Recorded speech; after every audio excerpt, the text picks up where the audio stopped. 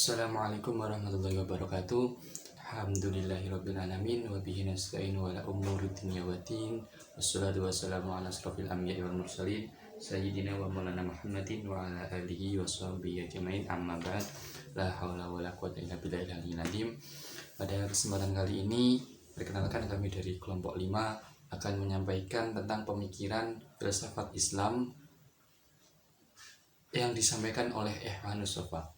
Berbeda dari para tokoh-tokoh filsafat Islam yang lain yang mungkin disampaikan atau dicetuskan oleh individu, kali ini kita akan membahas tentang pemikiran Islam dan yang disampaikan oleh suatu organisasi atau komunitas yang menamakan dirinya dengan nama Ikhwanus Shafaa. Memiliki nama lengkap Ikhwanus Shafaa wa Khulaful Wafa wa Ahlil Hamdi wa Abnal Masdi, yang memiliki arti persaudaraan suci atau murni. Ikhwanus Shafaa ini merupakan suatu organisasi atau komunitas yang hingga saat ini tidak diketahui di mana persisnya pusat dari organisasi ini. Tidak diketahui siapa pemimpin dan siapa ketuanya, tidak diketahui berapa jumlah anggotanya, dan tidak diketahui apakah sampai saat ini organisasi ini masih ada. Nah, namun organisasi ini telah memiliki sumbangsi yang besar dalam dunia keilmuan karena berbagai pemikiran-pemikirannya.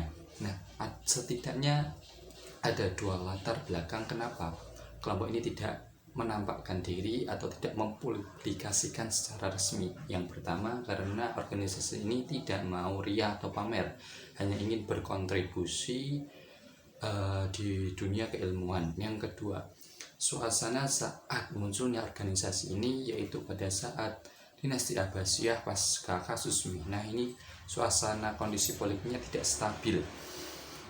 Mereka takut jika gagasan-gagasannya itu banyak akan ditolak oleh pemerintahan. Nah, tentang paham yang dianut oleh organisasi ini setidaknya ada 4 pendapat.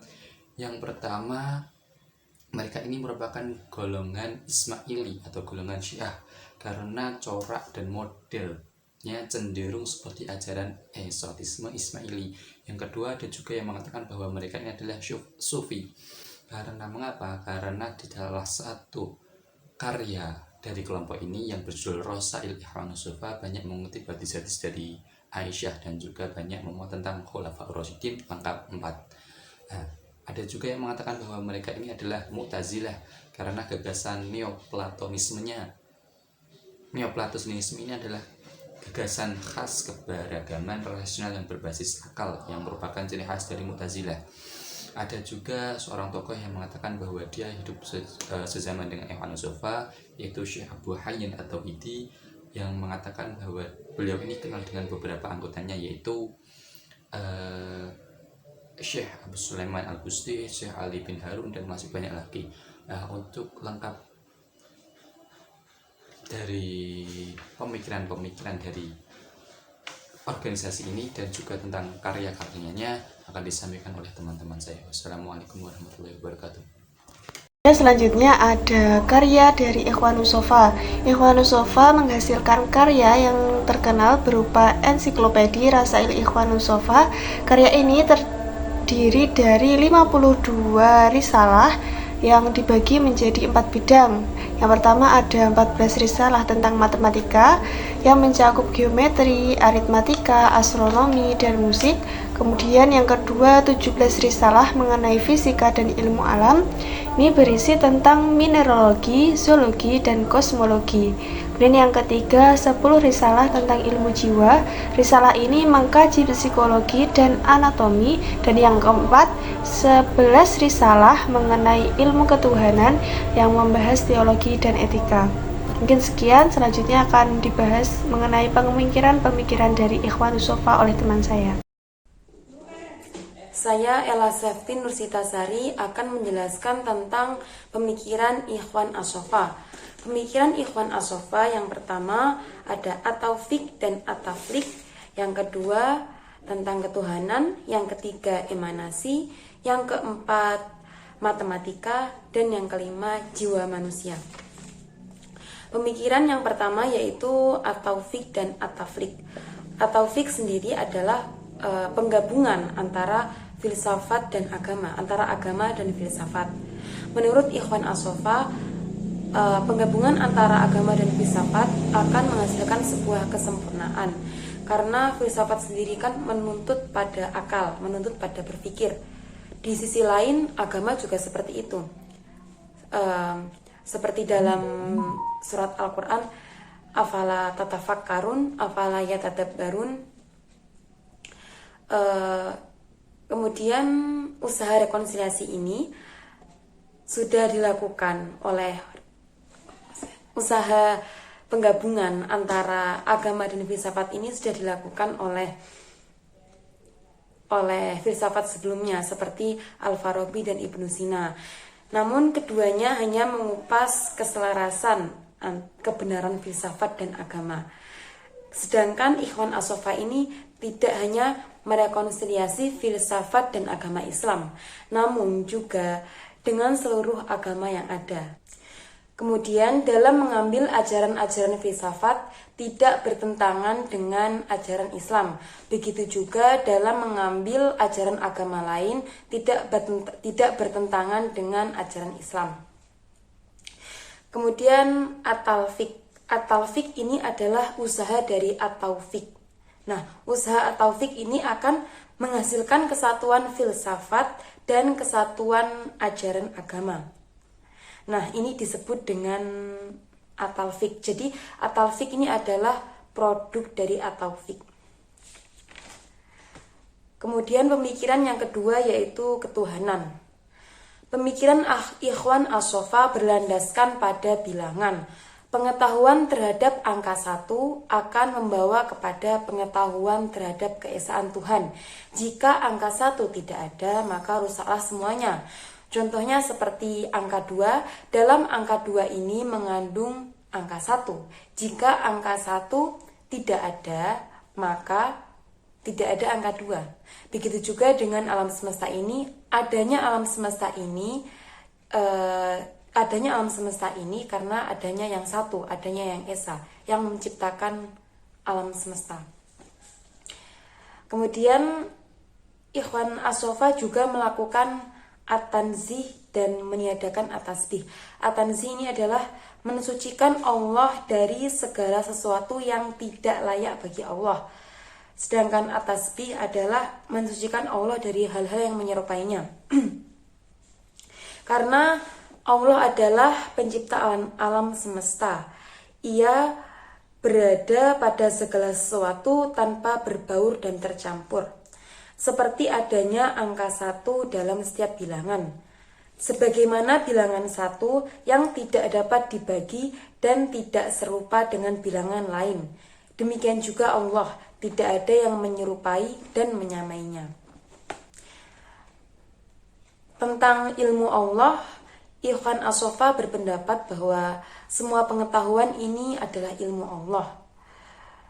Sebagaimana beradanya angka 1 dalam setiap bilangan. Kemudian pemikiran yang ketiga yaitu emanasi. Emanasi adalah teori filsafat yang membahas tentang asal mula penciptaan alam semesta. Dalam penciptaan alam, dimulai dari sang pencipta, kemudian menurunkan berbagai maujud, dan diakhiri pada mata rantai terakhir, yaitu pada manusia. Menurut Ikhwan As-Sofa, proses emanasi dapat digambarkan sebagai berikut. Yang pertama adalah sang pencipta, yang satu kekal dan abadi. Kemudian sang pencipta ingin menciptakan sesuatu, sehingga muncullah akal pertama. Lalu akal pertama menurunkan materi pertama. Materi pertama ini adalah atom-atom, bisa kita sebut sebagai atom-atom. Lalu dari materi pertama muncul alam aktif. Alam aktif ini ada 5 macam. Yang pertama adalah benda-benda langit atau angkasa. kemudian ada tanah, air, api, dan udara. Setelah alam aktif muncullah materi kedua. Materi kedua ini bisa kita sebut sebagai bentuk atau sesuatu yang memiliki volume. Lalu muncullah planet-planet, kemudian unsur-unsur yang memiliki 8 kualitas seperti tanah yang dingin dan kering, udara dingin dan basah, air dingin dan basah, api panas dan kering. Kemudian mata rantai yang terakhir yaitu wujud dunia ini, seperti mineral, pepohonan atau tumbuhan, dan hewan. Manusia termasuk dalam kelompok hewan, namun hewan yang bisa berbicara dan berpikir. Nah, salah satu penemuan Ikhwan As-Sofa yang menakjubkan dalam emanasi ini adalah pada rentetan terakhir. Ikhwan As-Sofa berpendapat bahwa mineral, tumbuhan, hewan, manusia memiliki hubungan secara langsung. Mineral memiliki hubungan dengan tumbuhan, tumbuhan memiliki hubungan dengan hewan, dan hewan memiliki hubungan dengan manusia. Untuk pemikiran selanjutnya akan dijelaskan oleh teman saya. Selanjutnya ada pemikiran yang keempat, yaitu pemikiran Ikhwanus Sofa tentang matematika. Ikhwanus Sofa dipengaruhi oleh Pythagoras yang mengutamakan pembahasan tentang angka dan bilangan. Bagi mereka, angka-angka itu mempunyai arti spekulatif yang dapat dijadikan dalil wujud sesuatu. Oleh karena itu, ilmu hitung merupakan ilmu yang paling mulia dibanding ilmu empirik karena tergolong ilmu ketuhanan. Selanjutnya, mengenai bilangan, Ikhwanus Sofa membagi menjadi 2 kelompok, yaitu 1 dan seri. Angka 1 merupakan dasar wujud ini dan merupakan permulaan yang absolut. Kenapa kok angka 1? Karena angka 1 itu merupakan kesatuan yang mutlak yang tidak bisa dibagi, diperkecil, atau diperbesar. Kemudian, Ikhwanus Sofa juga memberikan perhatian khusus terhadap angka 4. Yang meliputi 4 musim, 4 angin. Hal ini menunjukkan bahwa angka 4 ini memiliki arti simbolis yang luas dalam struktur alam dan manusia. Selanjutnya ada pemikiran tentang jiwa manusia. Ikhwanus Sofa percaya bahwa jiwa manusia itu berkembang dari jiwa universal dan banyak dipengaruhi oleh materi yang mengitari. Namun untuk menjaga kesucian jiwa, manusia perlu didorong menggunakan akal sebagai daya bagi jiwa untuk berkembang. Lalu dalam proses belajar, jiwa manusia itu seperti lembaran putih yang bersih dan belum ada coretan sama sekali. Jiwa manusia ini terdiri dari 3 aspek. Yang pertama ada jiwa tumbuhan.